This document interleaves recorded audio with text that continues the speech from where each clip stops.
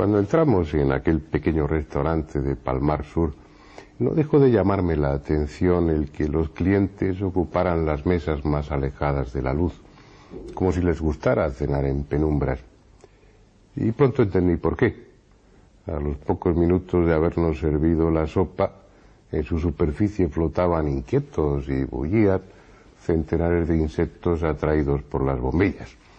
En las noches siguientes también buscamos los rincones en más penumbra del restaurante y desarrollamos una cierta habilidad en comer con una mano mientras que con la otra tapábamos el plato. Son los pequeños inconvenientes que plantea la feraz naturaleza, pero merece la pena, porque no hay espectáculo comparable como el de ver la vida brotando, palpitando, sin traba de ningún tipo, en el suelo, en el agua, en el aire, allá donde uno dirige la mirada.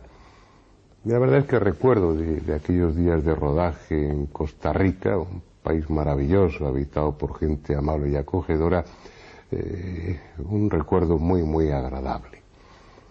Recuerdo, por ejemplo, aquellos desplazamientos en motora por sus manglares, o ese patear las bananeras ya invadidas por la selva, o contemplar desde el aire las enormes reservas naturales que tiene ese país apenas violadas por el hombre. Entre esos recuerdos tengo también el de una modesta habitación de hotel donde me pasé 2 días delirando por efecto de la fiebre mientras el resto del equipo seguía con la filmación. Repuesto a medias me incorporé al rodaje, así que tendrán la ocasión de ver que en algunos planos tengo un aspecto lamentable. Ni Juanjo ni el resto del equipo sufrieron en esa ocasión enfermedad alguna, lo que no dejó de molestarme, pero bueno, ya les he perdonado. En cualquier caso, de lo que se trata es de que en este documental, además de acercarse a ese misterio inquietante de las esferas de piedra, un misterio no resuelto, no dejen de reparar en la belleza de ese paisaje.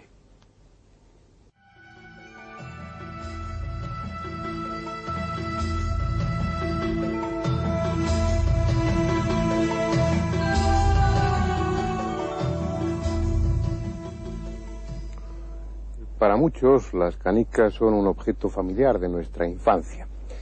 No parece haber mucho de misterioso en esa forma esférica. Da igual que sean grandes o que sean pequeñas. Es una forma habitual, familiar, que no induce a la desconfianza, que no sugiere desconocimiento o misterio. Sin embargo, hay un lugar donde las esferas de piedra constituyen un desafío para la arqueología y para la historia.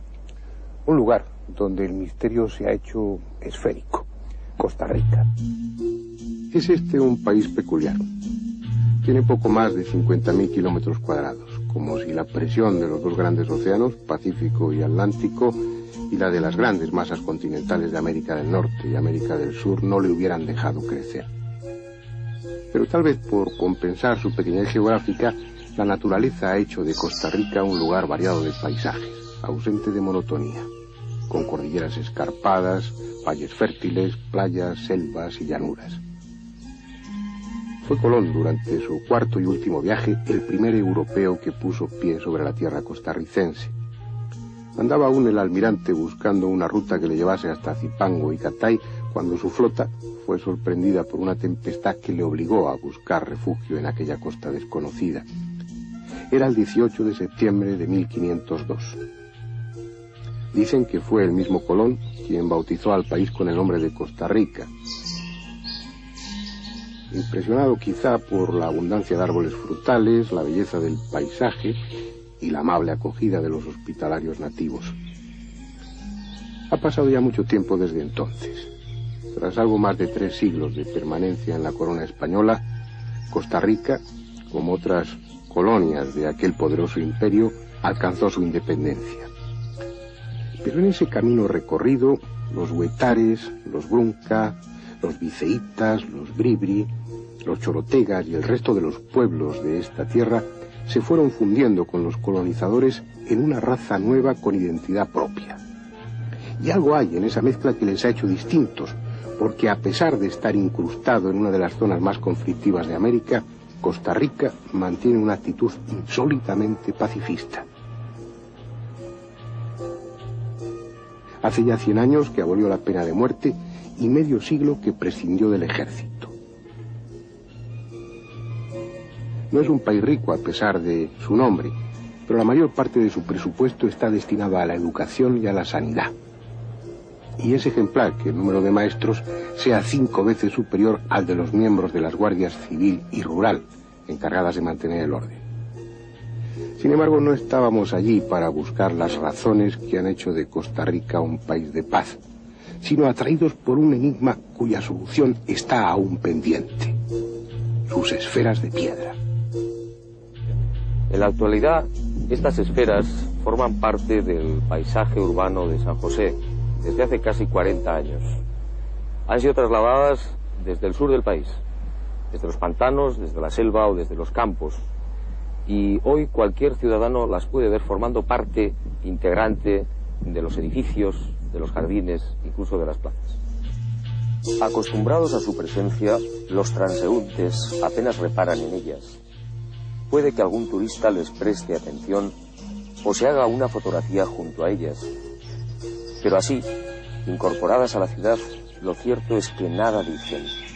Nada hay en su inocente aspecto que despierte interés.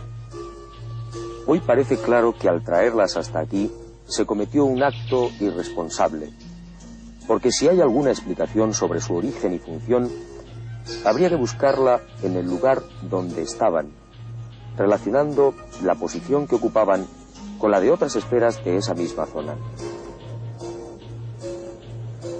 Pero al menos estas que se han incorporado al ambiente urbano no se han perdido, en tanto que otras muchas de las que hay desperdigadas por el país fueron objeto de comercio y han ido a parar a museos o colecciones particulares de Estados Unidos o de otros lejanos lugares. Las había por centenares, tal vez por millares, y estaban en lo que hoy es Costa Rica desde mucho antes de que llegaran los españoles a América. En realidad, nadie sabe desde cuándo. Y ese es el primer misterio, el de su origen. ¿Quiénes las hicieron? Porque lo cierto es que no encajan en ninguna de las culturas conocidas. Este es el Museo Nacional de San José de Costa Rica. En él hay una amplia muestra de lo que fue el pasado de este país.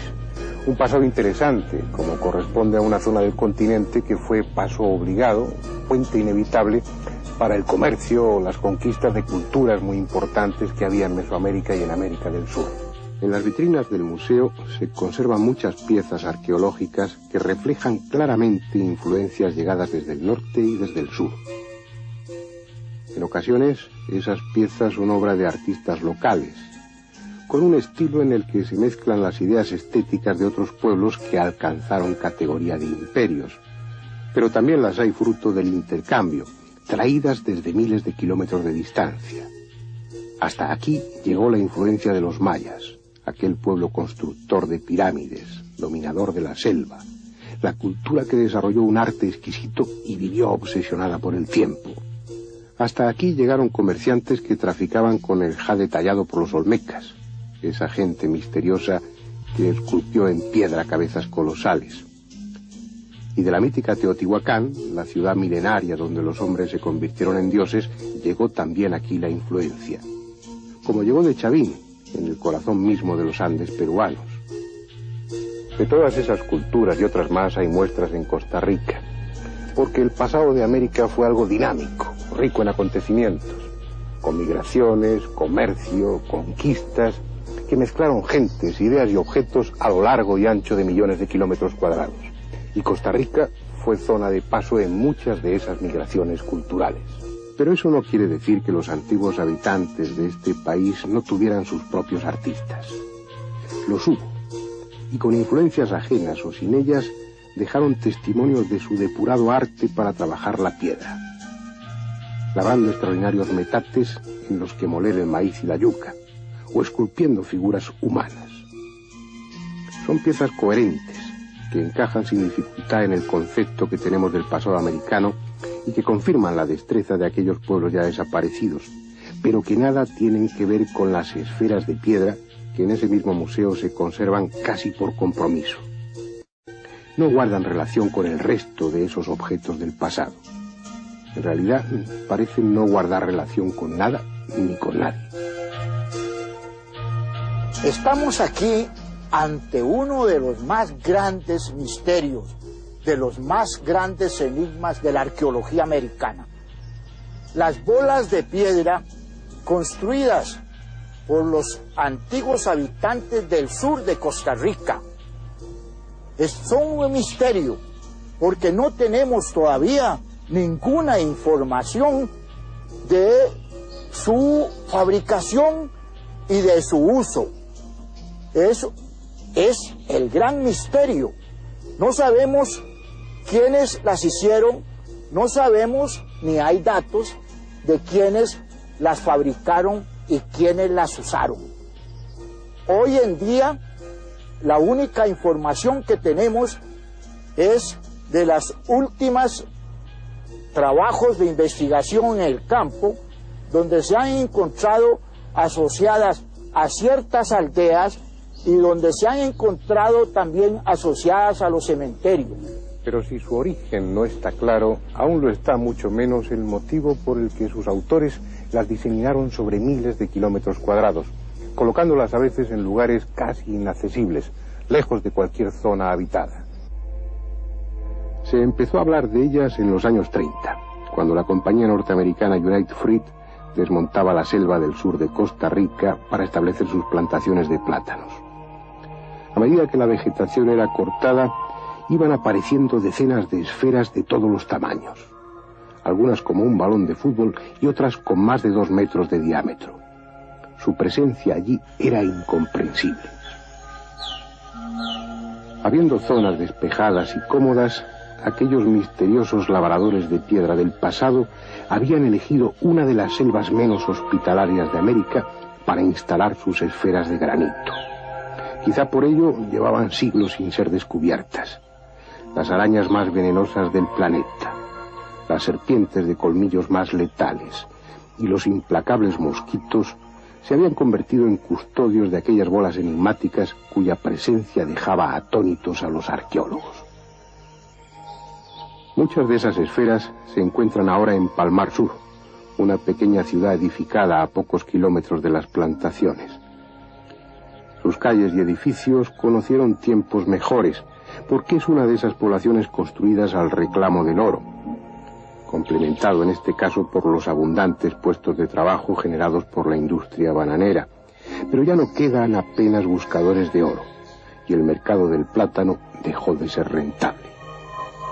La poderosa United Fruit abandonó la región y Palmar Sur fue languideciendo hasta convertirse en un pueblo casi deshabitado, en un lugar de nostalgia donde los viejos que aún permanecen rumian el recuerdo de un próspero pasado. Un pasado reciente, mucho más reciente que el de las esferas de piedra que adornan algunas de las plazas y jardines de Palmar Sur. Fueron traídas aquí desde las plantaciones y aquí se han quedado, para desconcierto de los arqueólogos del futuro, que al encontrarlas inevitablemente las asociarán con los edificios que las rodean, deduciendo que los hombres del siglo XX las labraron para ornamento de sus ciudades. Es ese uno de los problemas que plantean las esferas. Al carecer de restos orgánicos no pueden fecharse con seguridad. Los arqueólogos han de basarse en elementos asociados a ellas como la cerámica o los enterramientos. Y ese no es un método fiable. Entre otras razones porque las esferas pudieron ser cambiadas de lugar, como estas de Palmar Sur. Tal como decía el arqueólogo Carlos Aguilar, no hay forma de saber su antigüedad ni quiénes las hicieron. Pero además tampoco sabemos cómo. Sorprendentemente, la mayoría, en especial las de gran tamaño, son esferas perfectas. En algún libro se soluciona falazmente el tema diciendo que son naturales, productos de la erosión, cantos rodados. Pero es evidente que los que afirman tal cosa no han visto las esferas o no tienen inconveniente en mentir a sus lectores con tal de eludir el misterio que esas esferas representan. Tampoco son precisos grandes conocimientos geométricos para conseguir esta perfecta esfericidad. Posiblemente partían de una plantilla de madera de 1/4 de circunferencia, con el radio que deseaban, y luego se servían de ella para ir comprobando la esfericidad de la piedra a medida que la iban labrando. Eso puede explicar cómo las hicieron, pero no la razón que les llevó a sembrar literalmente el sur de Costa Rica con ellas. La piedra procede de canteras lejanas y, como ya parece norma en las culturas antiguas, fueron trasladadas a lo largo de decenas de kilómetros con absoluto desprecio de su tamaño y peso, superior en muchas de ellas a las 15 toneladas. Eso es algo de lo que estas esferas de Palmar Sur, dispuestas en terreno llano, no dan completa idea. Es preciso, si queremos tomar conciencia de lo que ese esfuerzo de su traslado significó, ir allí donde estaban originalmente, donde algunas siguen estando desde hace siglos o milenios, desconocidas incluso para los arqueólogos. En esa búsqueda nos acompañó Ibarzab, un estoniano al que el destino trajo a Costa Rica hace años y que lleva mucho tiempo estudiando el misterio de las esferas. Siguiendo la pista de rumores, confidencias o puras leyendas, Ibar ha descubierto esferas que hasta ese momento permanecían ignoradas. En esta ocasión, nuestro objetivo era filmar unas de esas bolas de piedra que ni siquiera él había visto. Nuestras pequeñas motoras se deslizaban esquivando los bancos de arena del río Sierpes, adentrándose en el manglar, aún más peligroso por la marea baja, dejando atrás multitud de islas cubiertas por la selva. Estábamos recorriendo parte del delta del Diquís, una reserva natural exuberante de vida. A ambas orillas se alzaban hasta 500 especies de árboles, nazarenos, poponjoches, guayabones, que se elevaban majestuosos 40 metros por encima del suelo. Invisibles para nuestras rápidas embarcaciones, miles de animales diferentes compartían su vida en aquella selva apenas visitada por el hombre. Más de 300 especies de aves llenaban el aire de cantos y graznidos. Abajo, sobre el lecho de hojas caídas, 33 variedades de serpientes, entre ellas las más venenosas de América, constituían una advertencia permanente para los escasos buscadores de oro que aún se aventuran por la zona.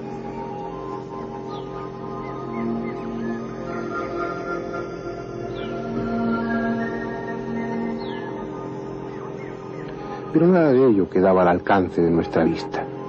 Tan solo algunos caimanes que ni siquiera tuvieron el amable gesto de dejarse filmar.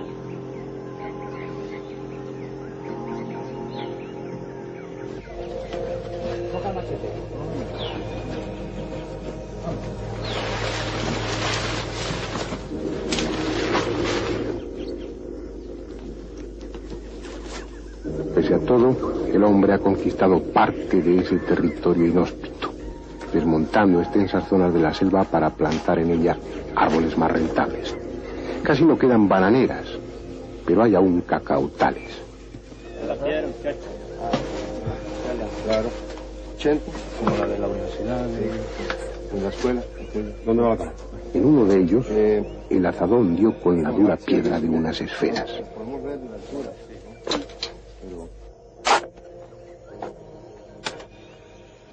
Nunca hasta hoy han sido fotografiadas o filmadas. Ningún arqueólogo conoce su existencia ni figuran en catálogo alguno. Están ahí desde que sus escultores las colocaron. Son de la altura de un hombre, pero apenas asomaban unos centímetros sobre la superficie del terreno. Es esa una de las razones por las que muchas esferas permanecen aún por descubrir, como estas. Están enterradas. Pero no por la lluvia o el viento, sino por su propio peso. Lentamente, milímetro a milímetro, su enorme masa las va hundiendo en el suelo. Estas han necesitado 2000 años para llegar a la profundidad en que se encuentran. ¿Qué cultura desconocida sembró Costa Rica de esferas hace 2000 años? ¿Cuál fue la obsesión que llevó a aquella gente, de la que nada sabemos, a labrar perfectas esferas de piedra y trasladarlas a lugares concretos, agrupándolas en un orden cuya finalidad ignoramos? Son representaciones del Sol, de la Luna y de las principales constelaciones. Eso dicen algunos arqueólogos. Pero ello significa que esa cultura americana sabía lo que el resto ignoraba, que los cuerpos celestes son esferas. Lo sabían 15 siglos antes de que Colón tratara de convencer a sus contemporáneos de que la Tierra es esférica. Sus diferentes tamaños no señalarían otra cosa que la aparente diferencia entre las dimensiones de los astros. Las esferas celestes serían, pues, la representación a escala de las estrellas, auténticos mapas astronómicos. Algo en lo que ya reparó Luttrop, el arqueólogo de la Universidad de Harvard, que más profundamente estudió el tema cuando aún muchas de las esferas permanecían en su sitio. Pero era solo esa su función. Solo son el testimonio en piedra de un pueblo obsesionado por la astronomía. Y Barzap, el estoniano que ha hecho de las esferas el principal motivo de su existencia, ha descubierto algo más. Algo que obliga a cambiar el concepto que tenemos del pasado americano. Lo que he descubierto es que en conjunto, como se encuentran ellas, por lo general 6-7 bolas, conforman una configuración triangular. Y esa triangulación nos da una serie de direcciones, ejes entre las bolas, que si la asociamos con una estrella que en cierta fecha se alinea entre dos esferas, obtenemos una dirección naval. Quiere decir que todos estos cientos, seguramente, o quizás millares en su momento, de bolas, de esferas, están marcando direcciones, y además direcciones que tienen mucho que ver con el mar, con la navegación. Sí, sí, absolutamente. Esta región es marítima, para decir, estamos a 10 kilómetros del mar, Océano Pacífico, en un lugar que es esencialmente uno de los deltas, si no el delta más grande que hay en la costa pacífica. Hay dos ríos grandes y se puede atracar y entrar con naves de la época precolombina. Pero, digamos, las direcciones importantes que he encontrado y estudiado entre las esferas que estaban en sitio son direcciones que nos llevan a, por ejemplo, destinos muy, muy importantes navales, y estoy muy complacido de haberlo entendido así, porque, por ejemplo, un conjunto nos indica que ellos están muy interesados en cruzar el Pacífico. Ese conjunto nos da desde aquí, Palmar Sur, una dirección de 19 grados suroeste, que si la seguimos en línea recta, nos lleva directamente a la isla de Cocos, Galápagos y Pascua, con una estrella como guía de navegación. Pero vamos a ver, si esta cultura es anterior a la llegada de los españoles, anterior a la conquista, me está hablando de navegación a través del Pacífico. Esto significa que ya conocían, habían navegado a lugares como Pascua, por ejemplo, y eran navegantes y conocían ese océano, y probablemente el Atlántico también. Sí, sí. Yo he encontrado direcciones navales en estos grupos de esferas que me indican que ellos conocían la costa de Europa, la entrada al Mediterráneo, Egipto, especialmente Inglaterra, en la costa de Europa. Ellos navegaban por la costa este de Norteamérica con la corriente del Golfo y daban vuelta con esa corriente, y probablemente la primera parada al otro lado del océano era por Inglaterra, ¿no? Estas esferas, otro misterio, eran situadas aquí en Costa Rica, en toda esta zona del sur, en determinados lugares para conseguir unas determinadas direcciones, unas alineaciones que servían para navegar. Correcto. Digamos, no estamos muy lejos de lo que es un punto estratégico en el mundo hoy, como es el Canal de Panamá. Y lo que yo considero que Costa Rica era antiguamente el pasaje entre los dos océanos, porque es una tierra mucho más sana que los pantanos de Panamá y el calor de Panamá. Antes no existía el canal, mientras que en Costa Rica existe un canal natural, que es el río San Juan, lago Nicaragua, y navegando ese complejo, ese sistema, uno se encuentra solo con 7 kilómetros de tierra entre los dos océanos. Y creo que ese fue, digamos, uno de los pasajes que Cristóbal Colón justamente buscaba o tenía alguna información. Pero los indios, además de eso, usaban, digamos, caminos por tierra que les llevaba aproximadamente 4 o 5 días de ir a pie de un lado al otro. Ibar, ¿qué clase de navegantes eran? ¿Cómo se movían por la mar? Según mis investigaciones y algunos reportajes, ellos usaban balsas, básicamente. Balsas con quillas, 3 adelante, por lo general de unos 3 metros cada uno, y 3 atrás. Y entonces, subiendo o bajando estas quillas, ellos podían maniobrar la barca. Si no había viento, usaban corrientes marinas para desplazarse, y si no, ambos, velas, también velas cuadradas. Pizarro se encontró con esas naves navegando hacia aquí desde Perú, contra viento, contra corriente. Cuando te refieres a quillas, ¿te refieres a velas submarinas? Sí, básicamente son eso. Es decir, velas que se utilizan bajo el agua y se utilizan con las corrientes. Con las corrientes, correcto. Creo que se ha hecho también una experiencia muy interesante con un avión respecto a las alineaciones, a lo que marcan las esferas. Sí, era necesario comprobar científicamente con un buen equipo estas direcciones, entonces yo le di estos datos a un amigo piloto y él los introdujo a la computadora que usa geometría de arcos, y el avión pudo llegar desde aquí con el ángulo de despegue a 60 kilómetros de desviación de la isla de Pascua, y sobrevoló Isla Cocos, Galápagos, y llegó a 30, 40, 50 kilómetros de desvío, pero eso quiere decir que el navegante podía ver literalmente la isla a la vista. Es decir, la información que están proporcionando las esferas en sus alineaciones fue suministrada a una computadora de un avión, y con esa información de hace miles de años, ese reactor pudo llegar con un error de 60 kilómetros a la isla de Pascua. Sí, desde aquí, 7.600 kilómetros de distancia de aquí, si no me equivoco.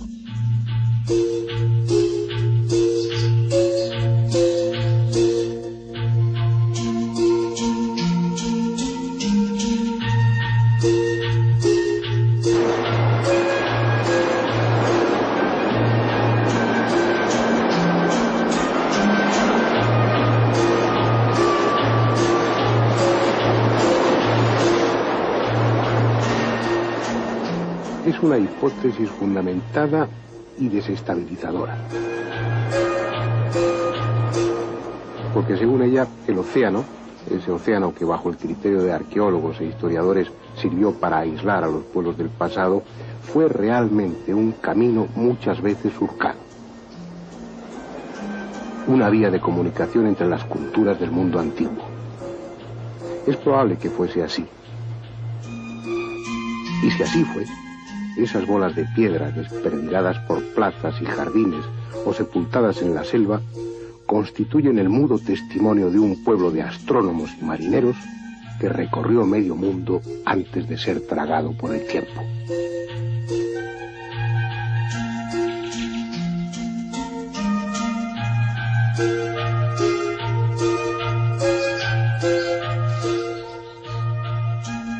Bien. Dejamos aquí las esferas de Costa Rica, y con ellas dejamos un misterio más pendiente de explicación. No hay respuesta, al menos por el momento, para la pregunta de quiénes y cuándo las hicieron. Tampoco hay respuesta para el motivo que les llevó a un despilfarro de tan gigantesco esfuerzo para tallar, pulir y trasladar estas esferas. Y tampoco hay respuesta para la técnica que utilizaron, consiguiendo que masas de 16 o 20 toneladas alcancen esta rotunda y perfecta esfericidad.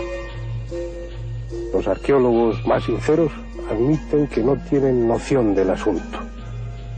Algunos investigadores más arriesgados, como Ibar Zap, sugieren teorías probablemente ciertas que obligarían a modificar todo el concepto que tenemos sobre el pasado. Otros relacionan las esferas con el cosmos. ¿Quién sabe? Tal vez la respuesta esté como esas esferas del Cacaotal, hundida, sepultada en el suelo por su propio peso.